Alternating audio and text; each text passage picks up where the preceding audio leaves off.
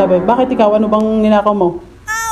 Sabi ganyan eh, langkaho. 2,000 years later. Si Isko, si Pedro, at saka si Juan.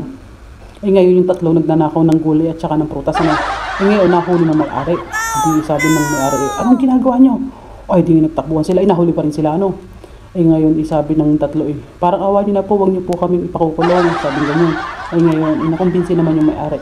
Ang sabi ng may-ari, sige, hindi ko kayo pakukulong, pero sa isang kondisyon, sa bawat kinuha yung prutas at gulay, ilalagay nyo sa pit nyo para magtanda kayo. Sabi ngayon ano. Ngayon para iwas kulong, di pumayag ng tatlo ano, kung sumang-ayon na.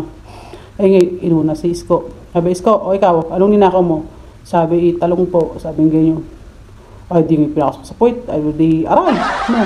Ay tapos si ano naman, si Pedro. Ngayon sabi, o ikaw Pedro, ano naman ang kinuha mo? Sabi, patola po. Hindi pinakasok sa puwit ano. Ay di aray din ano. Ngayon nung si Juan ang tatanungin, abay, hit ng katatawang dalawa, nadalpak na sa pagtawa. Ang sabi ngayon ng may-ari, o bakit kayo nagtatawanan? Anong nakakatawa? Sabi, bakit ikaw? Ano bang ninakaw mo? Sabi ganyan langkaho. Ayaw,